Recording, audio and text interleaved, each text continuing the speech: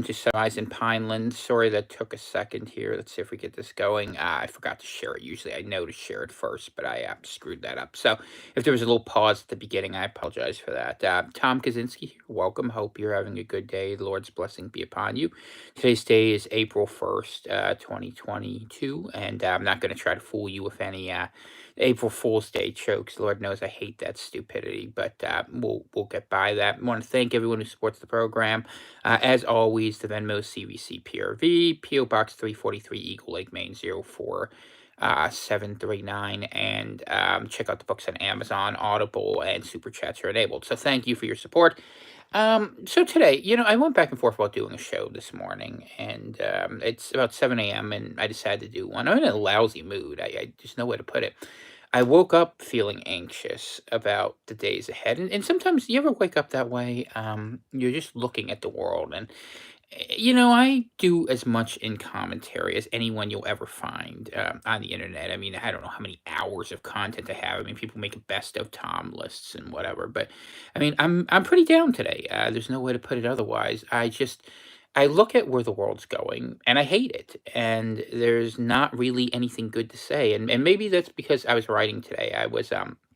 I'm pleased to say that I finished I got to the halfway point of the book, which is really big. So I get to take the next 2 days off to refresh, renew, and rethink how I want to approach it, because it really is in two sections, which is okay. It's good.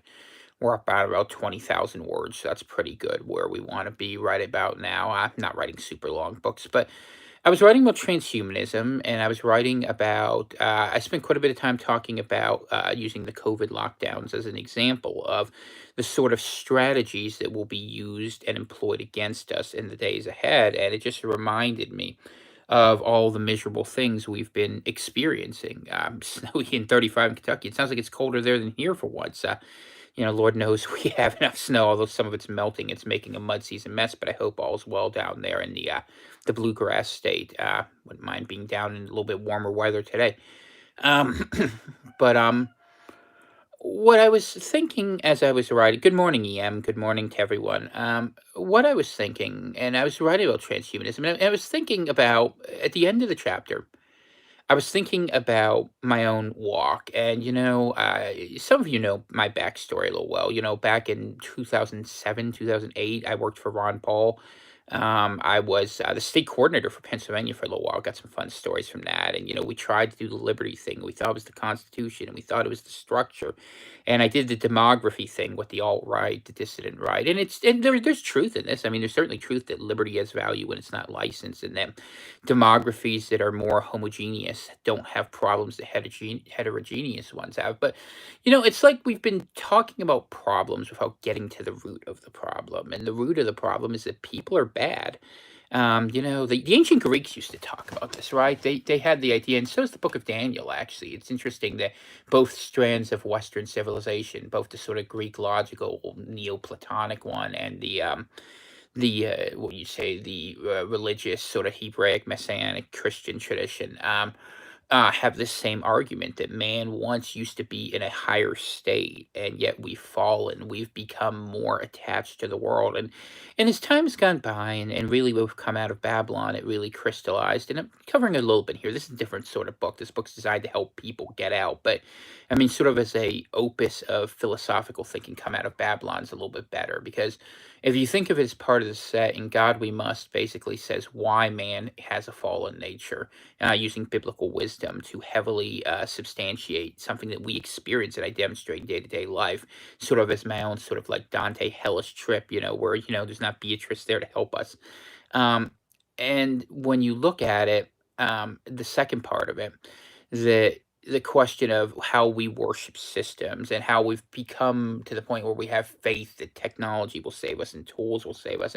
And it's just like we live in a world where all of our obligations conspire to make us less. And it beats the ability of someone to want to survive. I mean, and look, I've been living on the fringe for a long time, and maybe my exhaustion is greater than yours. The things we've had to do to financially survive and mentally survive. And it's been a long, hard winter. And I'm just like, I've reached the point of saturation where I look at the thing and I'm just like, and this happens a lot. The wife and I will sit and talk about this. We're just done, and we just sit there and be like, Lord, take us home. and bring this whole story to an end, because you can see that people are just going to go forward with it. And I'm watching the things happening in the world. I'm watching, they're making a big stink about those two Ukrainian helicopters supposedly that blew up that arms depot in Belgorod. And Russia should expect to get attacked by Ukraine. Why shouldn't they? They've attacked them. That's fair.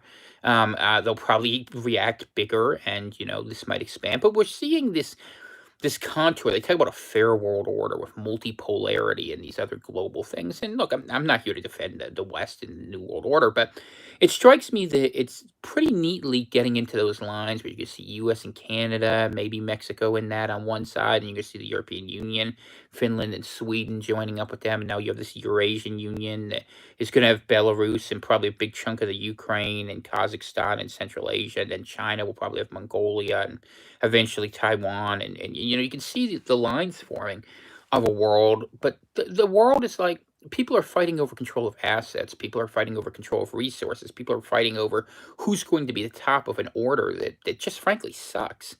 And I don't know. I think that the world got too big. I mean, civilization made us too detached. And I was thinking about it because I was looking at how technology makes us relate to one another. It's been something we've been thinking about a lot. We talked about the last couple days in the program, but it's just rolling around my head.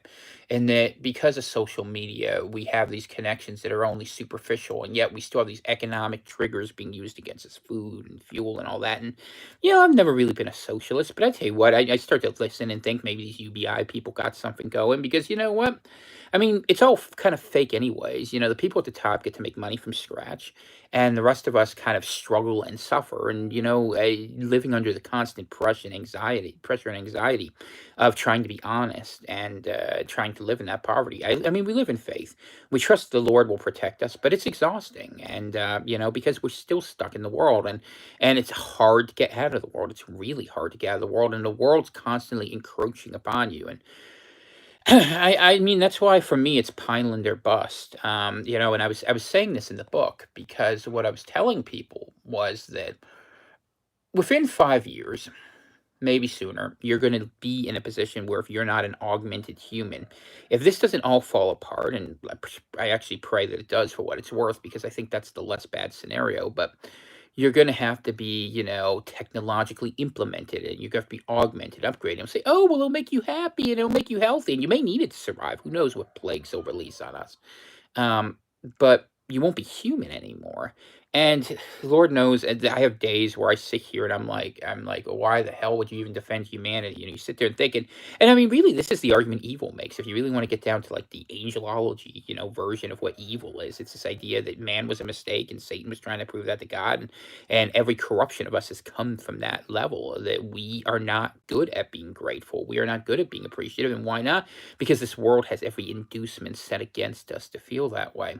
And so this is the moral struggle of the dark night of the soul, where a lot of people who are very, altruistically minded, who want to be ethical, who want to be moral, they'll sit and they'll wonder about it and be like, God, this world is so awful and we're so rotten to each other. Maybe we should all let it rot. And there's a lot of elites who think that way. People think these elites are unconscionable, unthinking beings, and some of them are.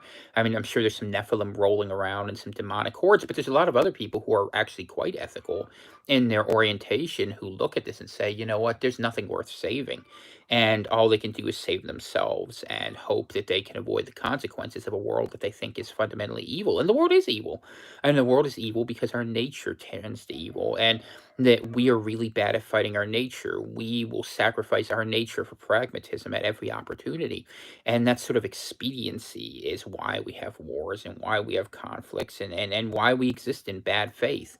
And I guess maybe that's what today's show is about for me. It's about, I come on and I preach on Sundays, and I pray to the Lord to lead me. But there are days when I feel as bereft as anyone. That the spiritual renewal is lacking. And you look at the world and you look at how horrible it is, and you wake up in anxiety, and you look at the events and you're like, all right, well, this many people are going to kill this many people, and it's not going to change anything. But the rich are going to get richer, the poor are going to get poorer. No one's going to act any better, and the world has moved further and further away as we fight over issues where we're made into what, embracing all of our desires. I mean, look, we'll do a little testimony today. Once upon a time, yours truly was not a good man. I mean, not that I'm a good man now, don't believe that, but like I'll give you an example. In my 20s, I was like a consummate womanizer, right? And I would get lucky a lot, and I would, in the course of doing that, I would just use people because I had been used. I had had a relationship when I was younger. I was engaged when I was in my 20s, and it went badly. And she was deceitful, and it's fine. It's not a big deal to get into it at this point. But what happens is you're hurt, so you hurt someone else, so you keep doing things, and eventually you go through every version of depravity, and you call it novelty, and you get excited about it, and you live through things, and you do it because it's a challenge, it's aesthetic, it's different. Hey, it's an experience. And you find that at the bottom of that pit, that all you do is have hatred for yourself and thinking, God, I am this broken being. And I use that example because it's a personal example, and I could use the same example of politics, or drinking, or substance abuse, or whatever you want. I mean, for different people, it's different things. It could be pornography for one person, it could be theft for another, it could be corporate malfeasance. It doesn't matter, but it's this idea that you make yourself into an object because you can't stand being a subject anymore, and it's something that we all experience. We don't want to fight over right and wrong. We don't want to have these conversations. We don't want to take it on ourselves because it hurts too much. And you wake up in your days, and after it hurts too much for too long, you just stop trying anymore. And sometimes it gets that way, and sometimes the sadness becomes intolerable. And for me, I mean, when you wake up and your first thought is, God, what awfulness is today going to bring? And you look at it, and I've looked into the abyss a lot. I mean, I'm pretty good at it, and usually I can keep a good perspective on it. And I understand my job is to help grab people before they jump into the black hole, because it's hard to come out of it. But that's one of the things that made me really sad about today, tunnel transhumanism, which is that you look at the inclusion of bionics, you look at the inclusion of genetic altering technologies, you look at what the transhumanists are not just proposing, but actually doing. And they're taking people away. I mean, I said it in my chapter, and people aren't ready for it. I wasn't ready for it. I put in the end of coming civil war, but we're dealing with soul traps, and that's why they're breaking the world so that people will join in for them because they're so worried about fighting one another. And as poverty and difficulty comes and scarcity, they'll say, hey, well, jump into the fantasy lands. Like, and I'm fond of the movie. I'm actually strangely fond of technology, in certain ways, like Ready Player One, where you have the Oasis. And they say at the beginning of the movie where everyone stopped trying and they just tried to be comfortable enough. And that's kind of where we are. But how are you supposed to do that? I mean, up here, I'll give you an example. In Maine, electric bills are up 83%. I live in a poor to rural town. People aren't going to be able to pay, and what are they supposed to do? What's the solution? And we're going to go forward now, and we're going to have we have these idiots in control that are just evil. I mean, you look at the stuff that's coming out of Ukraine, the biolabs they were researching. Why would they research this crap? If not for killing a bunch of us. That's what it is. Yeah, well, I'm glad you like it, Brandy. It's the truth. I mean, we're cutting through all the shit today. I don't have time for it. It's I'm black pilled, but I mean, it is what it is. That we've been overrun. They let everyone in here, and it's not that they're bad people. They just want to do shake, but it doesn't mean they belong here. You put a bunch of people who think differently, who have totally different beliefs, and you think you're not going to fight one another. It's not a flaw. It's an asset. They wanted that. They wanted us fighting one another, and they wanted some people running to escape, and they wanted some people running to control, and what they wanted us doing was being so busy that we didn't actually think or care, and anytime there was health, they targeted it. It's like this grooming stuff with the kids. Why do you think they go after them? Why do you think they're pedophiles? Because if you're not willing to fight for little kids, you're not going to fight for anything else. And we don't know how to fight for anything else because we're scared to death. We're scared of being thrown in a cell and being raped by someone, for the crime of trying to be a decent person. And most of us who try to do the right thing, I mean, this is why a lot of people are poor. Are poor because they don't want to do the awful thing. They say, "Oh, well, I worked hard." I mean, yeah. I mean, if you could be so blinded to the system, you just focus. I mean, and look, I was that way once. I get it. I mean, I walked the corporate ladder. I was a corporate director, believe it or not. I mean, once upon a time, I would shave and clean up. People always see pictures of me when I was younger, and they laugh. Like my friend Lamprey will say, he's like, "I was actually a decent looking guy. I'm still a decent looking guy. I just don't care. This beard gives me, I can imagine, a little bit of wisdom or gravitas or something, and I choose not to clean up because I'm not fighting for this anymore." But what happens when no one fights anymore? What happens when all the decent people give up because there's no renewal? And I don't know. That's why I do the preaching, because for that 1 hour I get on here on Sunday, I get up here, and for a moment, it's not my voice talking. The Holy Spirit comes in and shares something hopeful and useful and a reminder that we shouldn't give up. But it's hard not to give up. Mordor is sitting there at the gates, and Mordor isn't wearing Z on its jersey, and isn't blue and yellow decked around. It's sitting around with a thing from the FBI. I mean, how many times I've had to talk to those people? It's just like, because what do they want? They're like, oh, well, everyone should be able to do what they want. Well, that's chaos. That's anarchy. That's hell. And we live in our own sort of hell. I mean, that's what it is. People imagine hell is always an awful place, but hell on earth is a heaven that's not worth living in. Satan always wanted to be worshipped because that's what he was. He was the choir director. I mean, we're dealing with the band geek of heaven. This is what it is. This is this weird, sordid history of what actually happens, right?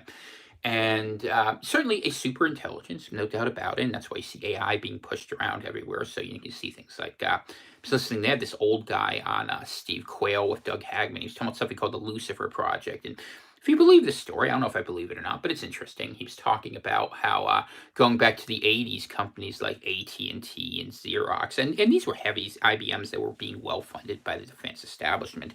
And they were building the technological backdrop so they could watch everything, listen to everything, hear everything. I mean, and this is 30 years before we think that, but how hard would it be to record a phone call? It wasn't that hard to understand that in the 1980s. If anyone who ever saw a prank call or Simpsons episode, 1989 understood how to do these things. So the idea that governments wouldn't do things when they could do things, and that there would be, powers behind the scenes trying to get in our minds and getting in our hearts, and they've been so effective, and they've gotten between us at every single thing. So like now it's like we're stuck in a big thing of like a sponge maybe, and each one of us is stuck in a little hole, and some of us have holes that are a little bit bigger, little air bubbles, and some of us have very small ones that we feel comfortable in, but we don't actually have this disconnect. We haven't figured out how to like pull ourselves out of it, because you just get caught up in the sponginess. There's a vertigo that comes with it. There is a really difficult um, ability to somehow escape from that. And so you try to reach other people. And I talk to people, and everyone's going their own way and doing their own thing, and that's natural. But I wish we could do more. I mean, I don't know. I feel violent today. I'm not threatening anything, but I do feel violent. I feel like, I mean, I would love to just tear it all down. That's what I said. I even said in my book, I said I'd rather deal with a dark age than the age we're going to have, because the age we're going to have is going to be one where our very thoughts are not just anticipated. I mean, at this point, we're allowed to have the thoughts, but they're, categorized, separated. We're influenced, modified. The culture comes after us. But to actually be able to rebel, and rebel for goodness, rebel for the idea that say, no, this is true. I mean, 2 + 2 does equal 4. A man with a penis is a man, a woman with a vagina is a vagina. These sort of things, these basic statements. But it's like all of our basic fundamentals are being taken from us, and we're being put into, it's like the land of the lotus eaters, like Odysseus dealt with, and they started that, going way back with all the pharmacology. They did that. Actually, if you look at it, I mean, this is you learn these histories as you study these things, like the American Medical Association, how they pushed out the naturopaths and the osteopaths, and the ideas you could do things so that everything had to be chemically regulated, right? So that you could scientifically be controlled. We become Pavlov's poodles, and that's what we've become, and we still, even now, I mean, I watch this war, and I watch the Russians, and I'm like, oh, is there going to be some resistance? But I'm watching what they're talking about. It's the same crap, just a different way. In Cyrillic, that's not better. I mean, you would think at least the Orthodoxy would stand up better, but when you see Kirill meeting with Francis, it's the same garbage. There's nothing good. There's no kingdom on earth. There's only God's kingdom. And we sit and we wait for that. Yeah, video games are the new lotus drug. Partially, yeah, mobile games, all these things, all these dopamine-driven hits. I mean, they're terrible. We would be better without technologies. I actually have come to the opinion, and if people would listen, and Pineland actually happens, I'm going to make the argument. I may or may not win it, but I'm going to make the argument that we'd be better off not having screens to look at. I mean, I listen to programs. I enjoy listening to programs. When you listen, you have to engage your imagination. You go forward and you visualize different things. When you're watching a screen, watching me, I'm not that entertaining. I'm not trying to be. I try to be a little animated to make this more entertaining for you. But um, you don't have the same logic. You passively intake information, and that's what we are. We end up being propagandized. Like if you watched a movie, all right. So if I was making a sci-fi movie, if I was a producer, I mean, I would make one where I would just show videos of people staring at screens for hours. I mean, could you imagine? Like, I'll show you an example. Let's grab something here. I mean, Dana makes fun of me that I do this in the bathroom, but it does keep it all right. So this is a little turtle thing. So I'm going to sit here, and this is going to be my phone. So this is what you would see as the movie. Let me show you see it and pull this into the picture. Like if we were watching a story of humanity today, all you would see is people doing this and this, and they would do this for hours and hours. I mean, have you ever looked at the screen time on your phone? You want to do an experiment that'll scare the crap out of you? I'll give you one. You go on your phone and you look at how many hours you spend on screen time a day. All right, some of you it may be an hour, 2 hours, 4 hours. You don't even want to know how much time I spend because I'm sitting there reading the news because I absorb it. And for me, it's a little harder. My wife is sick. You guys know I'm a full-time caregiver, so I thank those of you who help support this program. That helps because I don't have time to go do everything I have to do. I have an obligation as her husband, and I honor that, and I'm glad to honor that because frankly, I don't like being around most people anyway, and I enjoy being around my wife very much, for which I'm grateful, and that is one of the joys of my life. Hopefully for both of us. Depends on how she's feeling in a given day, but she's been having a rough run, and we've both been recovering from COVID, so we still got a long way to go on that sort of battle. But yeah, the little house on the prairie lifestyle. I mean, all of it. This technology, it's not good for us, and it's what it is it's taking away our ability to experience things. Let's see, I stopped playing video games for 10 years when I spent 1 year never doing anything else and took over my life and smashed all of a bat and threw him in the trash. Well, I mean, and I get it too. Like, and it's hard for me. I've actually made a video game before. I made a little small one with one of those RPG Maker things, and I like the stories. I like certain games. I won't deny it. There are times I play things like Europa Universalis, and I go into fantasy worlds because I feel utterly hopeless in this world, and I'm sure others of you share this experience with me, right? And for me, like it's like when I play those games, when I play Grand Strategy, I'll tell you why I do it. I have this autistic thing where it's like defragmenting my mind when I'm working through things. And what my mind actually does is it works very quickly through hypothetical scenarios. I mean, I don't know if that's brilliance or autism or what it is. I mean, sometimes I have real good intuitive insights and flashes. Sometimes prayer gives those. Thank the Lord for that blessing. But a lot of times it's just, working through hypothetical, and I usually can figure out what would work. Not that it ever gets implemented because, the system is designed to not work. It's designed to separate, divide, isolate, and remove us. But like Free Green says, and like others have noted here, I mean, those things are distractions. And how do you fight for the world? But it's like, I go out there and for me, I made mistakes. Okay. I let myself get pigeonholed by people who were dim intellects, but who knew how to use the system to make sure that, it's like that, you've seen when you see someone, and it happens in certain movies sometimes, but like someone's trying to climb a ladder to get out, and I let the ankle biters pull me down. And right now, I'm just too beat up to pull myself out. I mean, it was just a shame because I've kind of done so where I've kind of tried to sink beneath them where they don't even bother me anymore. But because I can't help people, I can't say things. I come on here, but how many people can I reach? The algorithm screws me at every opportunity. And we wrote brilliant books. We had big ideas, and maybe I can talk people into it. But the truth is, people love money too much. People love their worldly status too much. People don't want to take certain chances, and they're risk averse because they don't believe people. And why would they believe people? I mean, people lie too much. I mean, tell me if you agree that people lie too much. Hit like. We'll see, because we only got 2 likes. So if there are people here who believe people lie too much, and to their own detriment. I mean, it's exhausting to lie. Are any of you good liars? I'm a very good liar. I was a politician. I have to admit that. What happens is you spend a ton of time having to defend your lies, and so much of what you do becomes the defense of something that you don't even believe in. I mean, how many ideas? Like I was talking about patriotism today in my book, because I'm telling people, the biggest thing I tell people is you have to abandon you have to abandon the American concept, or whatever country you are. Yeah. You have to abandon the Canadian concept. You have to abandon the British concept or whatever, because it's all bad. I mean, what are you offering your allegiance to? What, a scrap of paper? A flag flying in the sky? I mean, sort of. Patriotism is a disease. Absolutely. It absolutely is a disease. That's very well said, Joseph. And it's gotten to the point where now it makes us mindless. We're like, well, we're going to fight them. We're the good guys and they're the bad guys. And They're all bad guys. We're all bad guys. I mean, because we don't understand our nature, and other people say that, this is where I get into the theology of it. Some people believe, oh, we're wonderful people waiting to be. Look, I believe we have a fallen nature. I believe that we are trapped by the heaviness of this world, if you want to put it that way. That the prince of this world, as you read in the Gospels, is someone who leads us astray. And that's why we need the Lord Jesus, because he offers a singular example how to get out. It's one we cannot find for ourselves because it is not in our nature. I mean, God's had to actually come down to overcome the nature of man, and that we are given the gift of grace, but we don't have the ability to overcome it. And that's why look, I'm not a happy person. I'm a depressive.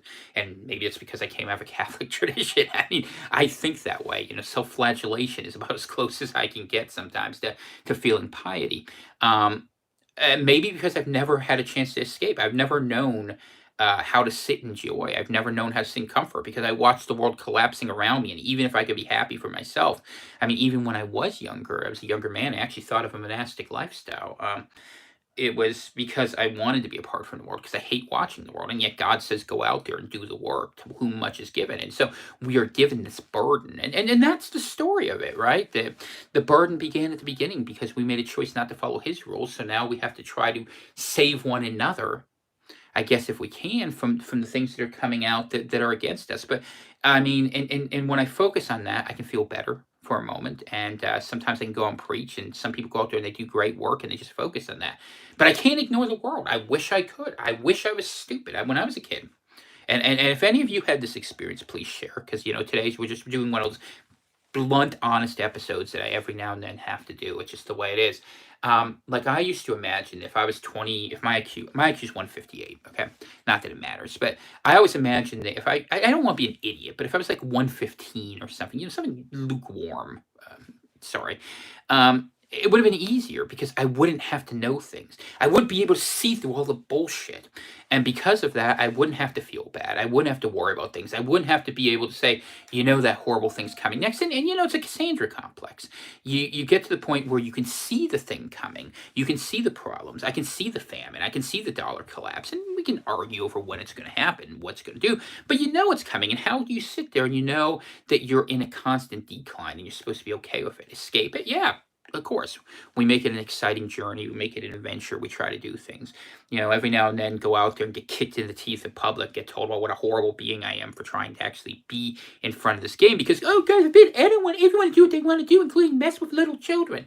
It's just like, and evil gets rewarded. Like, and it's so bad, Reminds me of a story. I was out last time I went out and I did public advocacy. I was in Waterville in central Maine, and they were having this drag queen story hour. And I went out there and I protested it. There were 6 or 7 of us, and we went out there, and I was watching a bunch of priests go out there, and they were like saying, "Oh, God's about love and all that." I was like, "You bastards, go read your Bible. I mean, hell is burning hot for you people." And you know what? I believe this, by the way. I believe that God says in the book. Okay, in the Bible, the elect are few and not many are going to make it. And you know what? That's got to be it. And it's not that any of us deserve to make it. I think that some of us only understand how much we don't deserve to make it. That's actually how I feel about it most times because I'm like, if I ever feel a moment of actual piety, so I hit my knees and be like, my wife is so much better about this. I give her credit for it. They'll look at it and be like, God, this is so awful. Lord, forgive them. They know not what they do. Have mercy on us. And even though none of us deserve it. And at least once upon a time, we tried. We tried to restrain ourselves. But now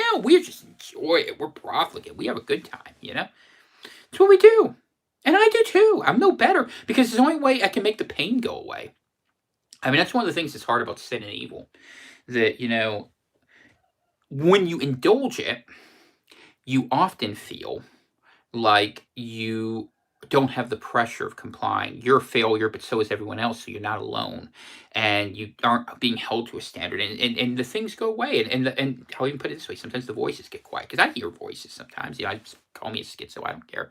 There's always those little hints of temptation. The old cartoons, they used to do it. With the little cartoon, you had the little angel on one shoulder and the devil on the other. And I mean that metaphorically. But I think healthy people have an internal dialogue. And who knows if people are speaking into the abyss. I mean, I really do believe, like I told you yesterday, that it's bigger on the inside, than it is on the outside. And I certainly think that's the case. I mean, hopefully, others can relate to this. I don't know. Actually, let me do the reset. So you're listening to Sunrise in Pineland, although it's more like a sunset episode the way I'm talking today. Want to thank everyone who supports the program, the Venmos, CVC, PRV. Go buy the books, all those things, blah, blah, blah. And go buy the new book. The new book's actually going to be pretty good. You're going to enjoy it. I'm putting it together, really going to be primo work. We'll have it done by the end of the week, and then I'll decide who I want to edit it. Keenan does a great job. I might ask him, but I'd like to get some peer readers too. I have some really smart people in our circle that would probably strengthen the book a little bit. But the thing is, with dealing with really smart people, I mean, I've had some of my editors over the years, and you'll laugh, but I often have to dumb the book back down. One of those things that's really hard is putting things in. This is one of the things that is really challenging for me, is to make it so that people can relate to it. It's just one of those things. All right, give me a second. I want to see your comments here. Let's see. Rev says we're not alone. Good to see you, by the way. Hope all is going well if counseling works. And Superficialdom says, I agree with your sentiments. There's always another narrative to grind. And that's the story, that we're just sitting in gears. We're grinding in those gears so well. If we're going to be ground down, it must be with diamonds. You also have an advanced capacity to experience peak simplicity. I've tried, man, but I tell you what, and I'll tell you my single biggest disappointment. I shouldn't say this, but I'll be honest. I thought this thing would have fallen apart by now, and sometimes my biggest fear is it doesn't fall apart, because we did what we could and what we can to survive when the world falls apart, but it's not the world existing in a fallen state that's a problem for myself or Dana, really. It's the reality is it's that it continues to somehow lurch forward into this awful, bland, blase um, mediocrity. And because of that, it's like, will it just happen? Can it finally fall apart? And yet it doesn't, because people take the path of least resistance. And, sheep will walk around in a circle till they fall down dead from starvation before they change anything. And I had thought with COVID, with the lockdowns, and I had hoped for a moment that people might think differently. And in fact, the biggest thought I noticed in most people is they went back screaming, please give us our world back where we're busy and we don't have to think, because people don't want to think. I mean, intellect is a regressive trait. Let's be honest. People don't want it. And I don't blame them for not wanting it. I kind of get it. I get it. Sometimes I feel that way. And, maybe the best we can do is to be sovereign observers in humanity. Maybe it is. Maybe it is. And I don't know. I don't know the answers here. I mean, I'm not trying to sell you anything. I'm coming on here to give myself a psychological help session. That's what I'm doing today. I'm not going to accomplish anything great with today's show. I'm not going to give you any big news that you don't already know, but you already know the news. The multipolar world order is here. The dollar's going to begin breaking. We're going to be poorer and more desperate. People are going to ask the government to do more, and they're going to blame the people who are capable, and we're going to have to fight over it. And we're probably going to lose that fight, except that some of us might escape into the woods and have a little bit of luck. That's the near future. If you think it's going to happen in 3 months, or if you think it's going to happen in 3 years, doesn't really matter. I mean, like, even some of the people listen to the show, I'm very surprised. Some people, making decisions, but they want to go back to what's familiar. And I get it, because we are doing that. I mean, that's why Tina and I spend our evenings sometimes watching Disney movies, and it's ridiculous. But it's happy, and it's enjoyable, and I mean, I've done the other thing. I mean, I've spent so many years of my life screaming at screens, screaming at people, and they just don't get it. And it's just like, and yet I am dragged along, like my feet get tangled up in the wires, and I'm dragged behind a sleigh like a piece of meat into a world that I have no interest in. And I don't know how to change it. I mean, because even if I imagine things, I mean, what are you gonna do? I have some friends who say, let's just go make it happen, right? But you wouldn't. You would just make it worse. You play into the system. And I guess it comes to the limitations of what you can accomplish. It's why I've accepted walking away versus fighting, because that was not an easy decision.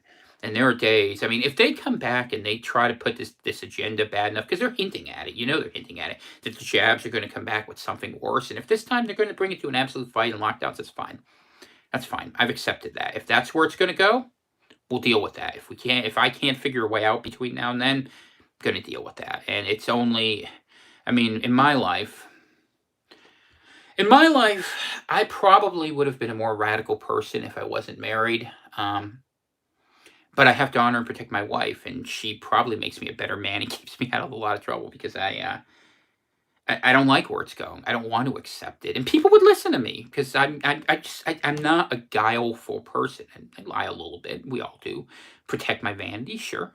But these are the things that we do. We do to build our social image, and we do to connect and try to share truth because it's hard to be brutally honest and say, look, we are rotten and we just need a cleansing. We need a purge. I mean, we need these things, and I think it's coming. I pray for it sometimes. I sit there like an Old Testament prophet reading things like Ezekiel, thinking, hey, it'd be pretty good if we had some hellfire come down and blow up Sodom. I can think of a couple places that could be on that map, and I'm sure I'm not alone. Hell, anyone who's been on pole for more than 10 minutes has been on that road. Mm. Would it make us feel better? No. But at least it'd be different. At least it would say, hey, at least someone cares that this is so bad. Because that's like the thing that bothers me the most, I think. Nobody gives a shit. It's just nobody cares. And people say, well, you can make this argument and that argument, and we fight over ideology, and we fight over systems, and we think technology is going to save us. I mean, I don't know. I wish I could spend like a week, and maybe I need this. Maybe I need a sabbatical of some sort. I don't know how I would do it. I'm too poor to make it work, but I need to spend a week around sane people in a positive environment that I actually believe is not full of crap, so I can kind of reset my own brain. And this is one of the reasons why writing has become harder. I mean, there's not good stories to be told. In the old days, I could delude myself, and not delude, too strong, but I could imagine there were systems. Like I'd write the New Albion books. I love my New Albion books. They're fun. It would be a better culture, it'd be a better life. But now I can't pretend anymore. I can see the.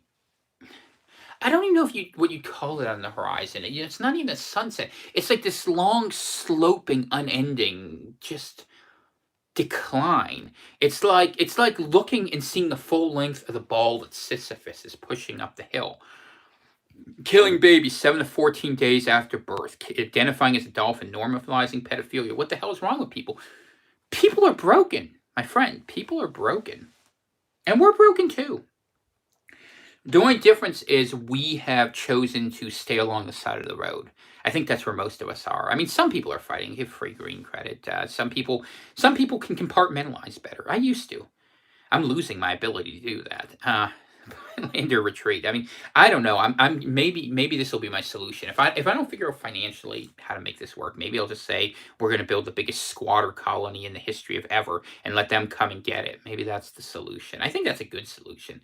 Pick a company that nobody likes. Maybe figure out where to put it and just start doing it and do the work and let them. That's how it happened. I mean, realistically, think of our colonists. They came in here, right? And they just said, okay, well, this is our land now. There were some people here who made sort of a claim to it, and we can make sort of a claim to that. But yeah, no, I mean, well, people aren't ready for it, Free Green. You know that. People want to believe in hope, and false hope is a dangerous thing. I mean, hope for the world, hope for our countries, hope for the system, hope that there's an easy answer, and it's not. It's that. I mean, I personally believe, and I'm not very shy about admitting this, that we're going toward the end. And I say that because I think that in the end, what we are seeing is that the people who do have power and who do have authority and who are given that by their consort with evil, which is what I really believe they do, and I believe it's why they do it with the power that's given them because they steal from others. What they're going to eventually try to accomplish is the remaking of humanity, and they're going to try to write themselves out of the book of life. And it's in a war against God. It's a war against the idea that there is a natural order, and we're fighting in a holy war. And holy wars are tough because we haven't been willing to be crusaders. I'm not. I've been walking there, but calling these wicked demonic things out. People are like, oh, he's a crazy nut. I'm not a nut. I'm someone who's looking at the behaviors people have and saying, hey, messing with children, not right. War everywhere. I mean, what is it? The apocalypse. 4 horsemen of the apocalypse. You all remember them all? Let's see. We got war, famine, pestilence, and death. Looks like all of those are running pretty hard, And as we watch, the CDC and all these other entities, NIH, suppress all the statistics about who's getting sick from what was it? They're saying, oh, we got to take away the HIV test because everyone's getting it. Well, I wonder why. You put genetic things in that screw up the whole immune system. You think there's not going to be problems? We can't talk about that. That's misinformation, And these stupid Fucking platforms won't let you say the truth. We knew it. I had a platform with 30,000 people, and the minute I found truth, I wasn't allowed to speak anymore. I'm so mad. So mad. Because I get angry. And we should be angry. We have the right to be angry. The right to be pissed off. And what can you do? You watch it, you comment it, you're looking through windows at a horror story. Maybe that's why we had horror stories to watch for. How many of you remember in the aughts, especially, like how many horror movies and gore movies, like those awful hostel movies? What the hell do you watch that garbage? And yet we all did. We desensitized ourselves. I mean, I've seen snuff films. I've seen everything. I did it before I went in the military. A lot of you guys don't know this. I was in the Navy for about 20 minutes before it did work. Not something I talk about a lot, but because I thought there'd be something bigger to fight for, I've basically, I mean, I'd like to say I was brilliant, but the truth is I was an idiot. I walked through every lie that there was, and I still do. At least I walk through them and discover their inconsistencies, and we walk through it together. And maybe I think I can admit I'm not as brilliant as I used to think I was, but I want something more. I need something more, or I'm going to lose it. And I don't know. Am I alone? You guys tell me. I need feedback. Do you ever feel like you're close to losing it? Do you ever feel like it's too much and you just? I mean, and what do? Do you retreat into your sanctuary? Do you indulge your vices? I mean, do we rage? I mean, what do we do? I mean, and we all know. Very few people will care or listen or understand. We understand, I think, if you're honest, and I 100% believe this. Most people cannot be reached. They cannot be saved. They don't want to be. They will hate you for it. It's the truth. But some of us know. So what do we do? I'm trying. I mean, I've been trying for the last 3-4 years. I've dragged my wife around the state, around this part of the country, and all we tried to do was be apart. We just wanted to have a little town. And it's just as well not there. That wasn't going to work. My vision was too small, or it wasn't. I don't play by the rules because when the rules don't make sense, I don't follow them. I think that's sanity. I think you should understand rules. I think you should understand why they're there. There are often good reasons. But then ignore them when you want to, if it makes sense. And if you say, oh, well, that's no way to build a society. Well, okay, it's no way to build a society. I'm a frontiersman. So I go around wearing this plaid thing looking like I belong on the cut-rate brawny, paper towel holder. I've embraced it. And I've tried to tell the story, and I'm trying one last time to tell the story. That's why I'm writing Surviving the Fall, so that people have the opportunity to maybe escape, and maybe I can just kick them hard enough intellectually where they'll be like, look, you're not going to save this. And we think, I guess the vanity too is this, that we think our own virtues are enough to overcome the challenges that are put in front of us. And they're often not. I mean, our virtues are often weaponized against us because whenever we devote our talents into the system that is being used against us, like the people who work hard and then your money's taken and taxes. And I'm not against tax. I'm just using this as a generic thing. But I'm saying that when your good efforts go to subsidize bad things being used against you, and you say, well, I'm doing what I can, or it's not my responsibility. I mean, if everyone had assumed a little bit more responsibility, I've assumed a lot of responsibility. I've assumed too many responsibilities. And it really should be every person is responsible for themselves, but we also are each other's brothers' keepers. And we should have been able to culturally at least kick one another and say, hey, don't do that. But everyone looked the other way because no one wanted to be mean. Well, I'm willing to be mean. I'm willing to be the asshole, the prick, the jerk, the all of those things. I'm happy to be mean. Because I don't believe niceness without goodness is any use. I believe it's a death sentence. So we're going to have to be mean. And I've come to accept that it's going to have to be mean, and I've come to accept that mean means maybe you have to be violent at times. And not violent because I'm going to impose anything, but I'm not going to allow things to be imposed on me. I'm not down with that. I'm not okay with that. And I know it's coming. I can feel it like a fart in the wind. I can smell it, like we're sitting at a bean burrito eating contest. Just one of those things. And I don't know. Hopefully we have friends by then. We wanted to get out. I wanted to, we talked about it, Dana and I did, and if I was any good at financial planning, we would have gotten out. But we're meant to be here. The Lord puts us in our places. I do believe that.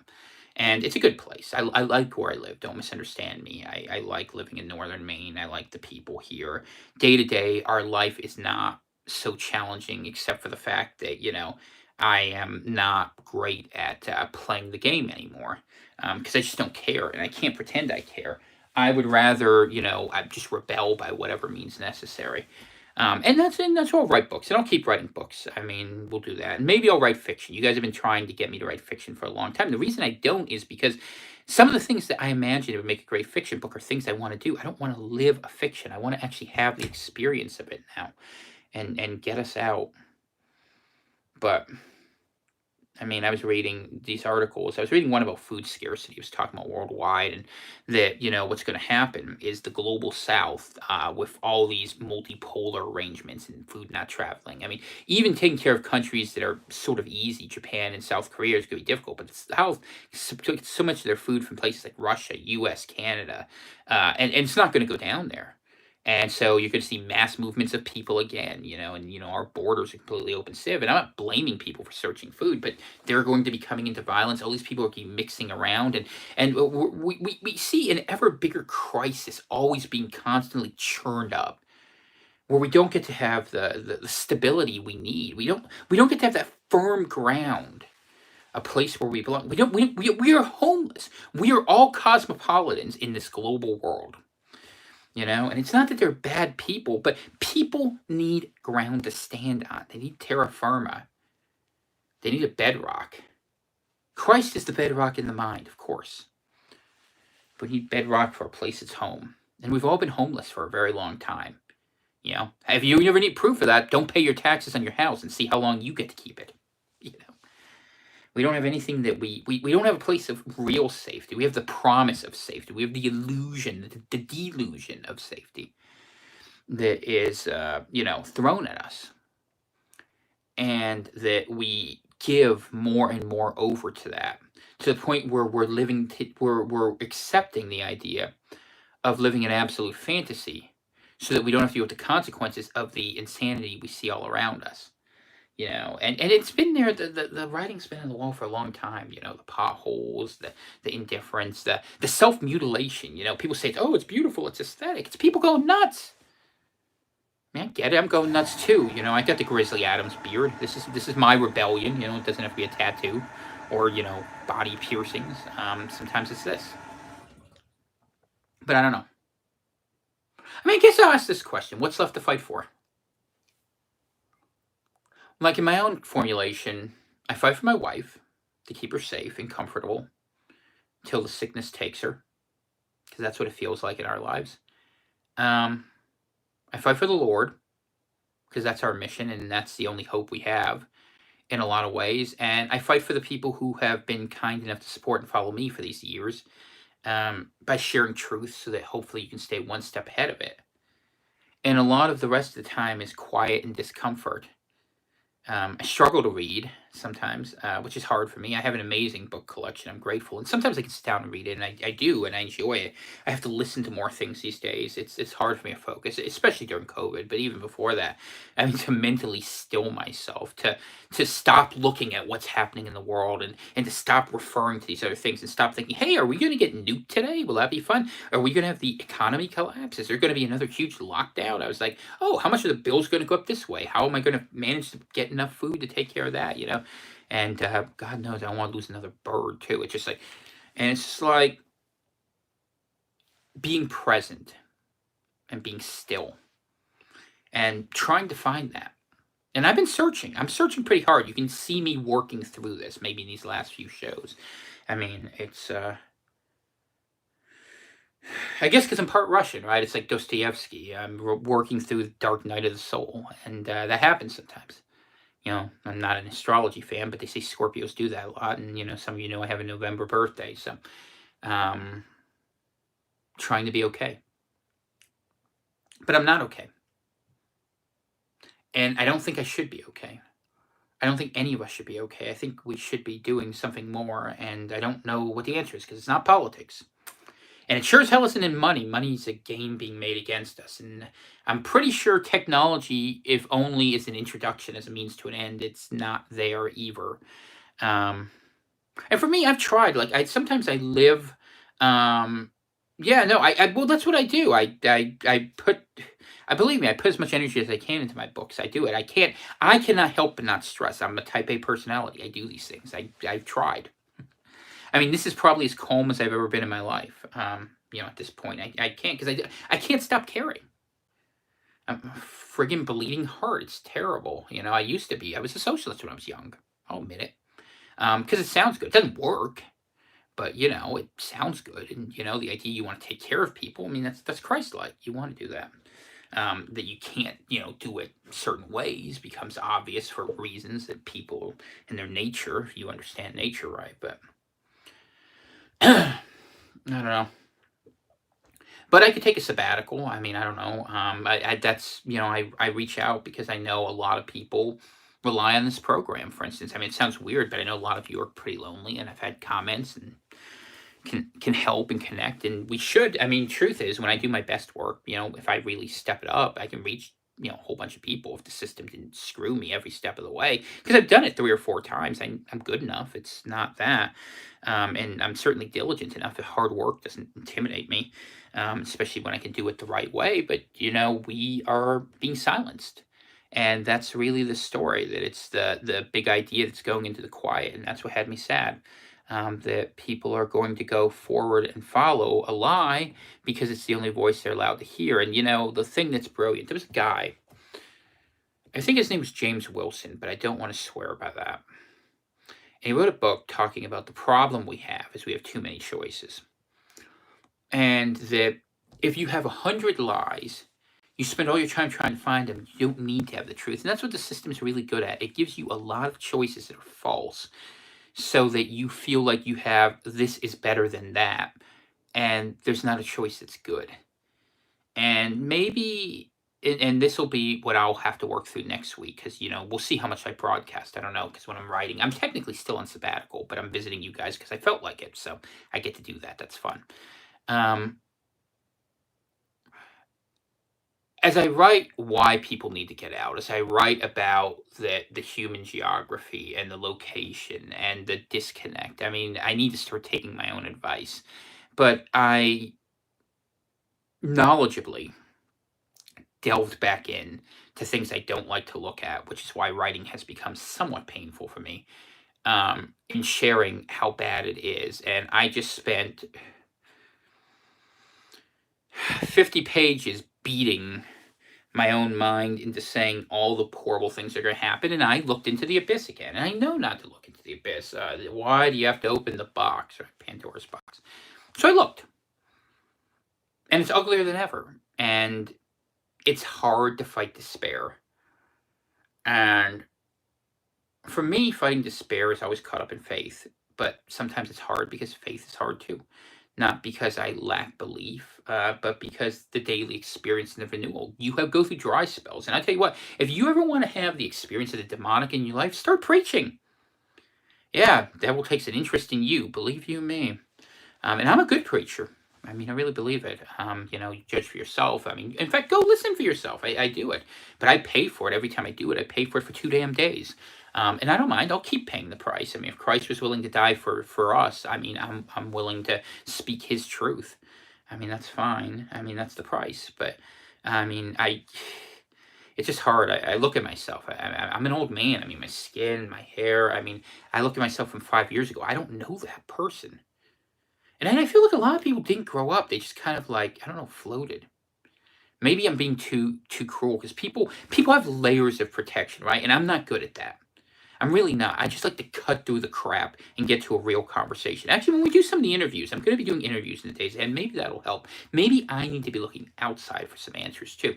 So we'll bring in the interviews and we'll ask questions and we'll have real conversations. And I'm smart enough, I can usually ask hard questions. So we can do something really good.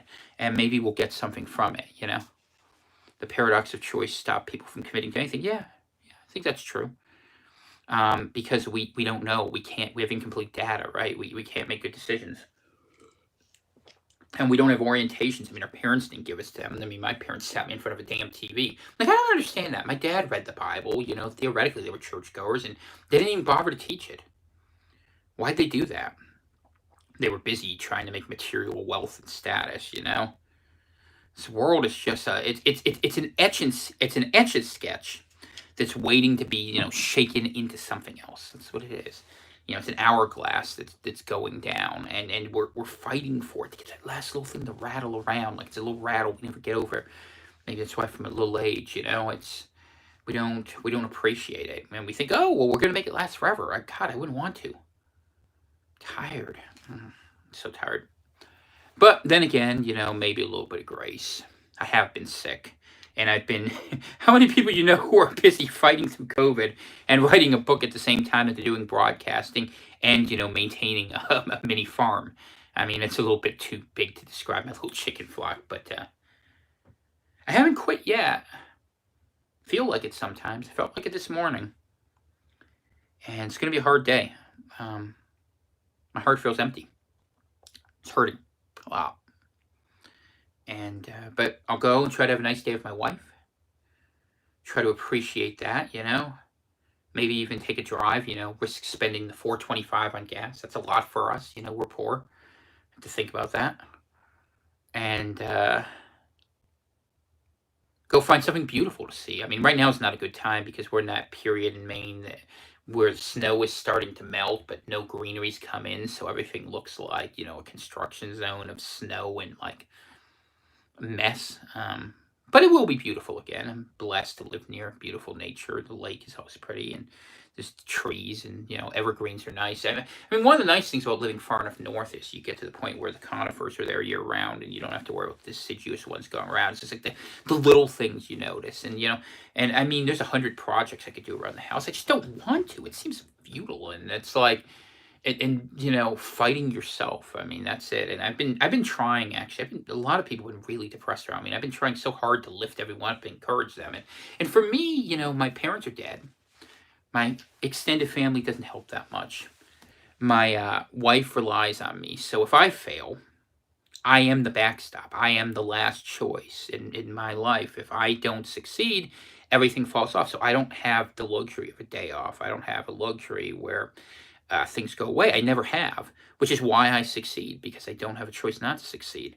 At least I don't perceive it that way. And maybe it'll come that day. Maybe one day, I'll be sitting there in a room just like, be like broken, and I'll have failed all of my family, my wife, my friends, and I think about that sometimes. And maybe the failure won't be mine. Maybe it'll just be an impossibility to survive as the person I had to be in the system, and it'll be that price. And maybe we'll all have to pay that. Theodore, good to see you. Glad you're here. Appreciate it. God bless. And thank you. Faith, hope, and love. Amen, brother. But that's the reality of it. And, I could go through it. And a lot of people come on here and they're like, always well put together. I'm not well put together. I mean, you can't be out where we are. And I say we collectively, on the fringe, where we have to look at these things and we have to be honest about them and not have it pay a price, because you're out, you're seeing the things as they're happening.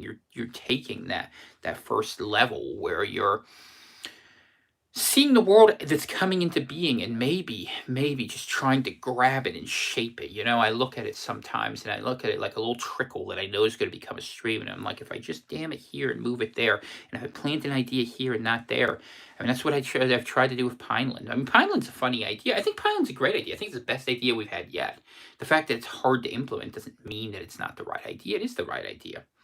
And hopefully, I even know there is the people, there is the help, and where I don't have to do it necessarily with, having a violent, how should I say, sit-in.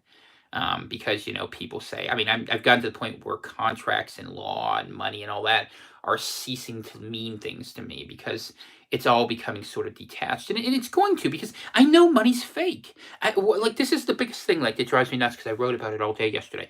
Money is made up bullshit, where some people get it for free and the rest of us die for it, and yet we still play along with the system. Why do we play along with the system? Why don't we all just say, because we're going to, the minute things get bad, if there was a nuke that went off in New York today, we would all know our money's worthless, and yet we still play this charade. I mean, obviously we're willing to play other charades. We love the money game enough that we pretend crypto's real, even though all it is scarcity and wasting energy. You know? Why do we do these things? What is it about us? I'm like, maybe that's it. Maybe I just can't understand our nature. Because I think about this all the damn time. And I'm like, why are we torturing ourselves over it? And to be fair, 5 days out of 7, I can manage to not go nuts over it. One day I have a hard day, and the other day's today. It's a tough day. But it's why do we do that? Is it fear that makes us create permanence, that we find a comfortable lie that doesn't make us try too hard, that makes a set of rules even if we know they're arbitrary, and we sit on them because it's easier than the price of doing it differently? I mean, are we too cynical? Are we too tired? I don't know. I think about it a lot. I know I've never cared enough. I mean, if I was good at caring about that, it would have worked out better for me, in terms of comfort level. But on the other hand, the Lord seems to like to put me in difficult situations. I don't know why. I'm like the Swiss Army knife of chaos or something. I'm just getting inserted into weird places, to comment and look and to watch and to, I don't know, maybe help spawn some insights. It's hard to say. I always have a real hard time understanding who I am in this one sense, because people read my books and they send me letters and they have this idea of me that is interesting, because I don't know how much it connects and disconnects to who I actually am. It's weird when you become a public figure, how people think they know you, how you become an avatar for all sorts of different assumed causes and different beliefs, and that they treat you a certain way. And the complexity of who, any person is not caught up in that. But I don't want to be that way. I'd rather just be simple. I'd just rather be a good God fearing man, maybe. And maybe that's what I need to focus on, making things a little simpler. Um, so that way we can do this, and I can go forward and I can do what I do, and we get up here and I share the show, and I give you news, and you guys listen in, you support me enough where I get by, and I put enough out there where we all survive, and we have a little bit of fun together, and I look forward to our mornings. I do miss them when I don't do them. It's why I come in here and do them, and it's why I've started doing. Dana was making fun of me for doing it in the bathroom, but the thing about it is the chickens drive me nuts too sometimes. Especially lately, the roosters have just been out of control. I mean, our olive egger Eddie just seems to want to he came at me. I was like, I'm going to have to clip his spurs. He was trying to protect the hens, which I guess is good. But on the other hand, I don't want to have to deal with that difficulty. And, I like the little joys of farm life. I'd like to just be worried about gardening, but instead I don't. I worry about every other little thing. And I just like, I have to figure out a way to make myself relax. That's what I gotta do. So I am going to take some time off. Tomorrow I will be off, probably, although I might come in the evening. You never know, if big events happen. A lot of people think something big's going to happen today. I don't know. Not necessarily expecting that, but it's something worth keeping an eye on. And we'll see what the days ahead bring. But what I am committed to, and what I'm going to do with this program, because it's what I believe, and whether it costs me my audience or not, I don't really care, because I think it's true, is we're going to build Pineland, and we're going to figure this out, and I'm going to figure out where Pineland is for myself and Dana, and if people want to come along, we'll figure it out, even if I have to go wandering halfway around the world. I don't really care. Locations, stuff, there's peace of mind somewhere on the other side of this, and of course, that's more internal than external. But when you can't do anything but focus on the fears of your daily life, it gets very difficult. And I would encourage everyone to try to find their way out of it. I would encourage them to go find it in the Word. In fact, it's probably what I'm going to do while I go off this program, because Lord knows me talking is cathartic, perhaps, but looking for truth in the Bible is more reinforcing and encouraging for us. And I'll go spend time with my wife, which is the one good thing I do have. And then I can come back to you maybe with something that's useful too, and maybe we can learn from one another, because I want to learn from you as much as I hope you gain things from this program. So I am grateful for your friendship, for your fellowship, especially for my fellow Christians here, for our shared belief in the Lord and Savior Jesus Christ. I want to say thank you, and Heavenly Father, I just want to appreciate the fact that despite all the difficulties, that you do give us this gift of life and the chance to know you through your Son, that the grace is available, and that I ask for a renewal. I mean, I think a lot of us desperately need that now, and I understand that you may have taken your favor from us, because this world we have let gone so far, but understand that we still need you, and that we ask that you be faithful to us even when we don't deserve it, because sometimes that's when we need you most. So in Jesus' mighty name, I just pray for that mercy and for the wisdom to hear your voice, and maybe for you to help us get away from the things that trap us in a world that is bad for us, and instead help us come back to the vision you had for us, and that you can be our first love once again, Lord.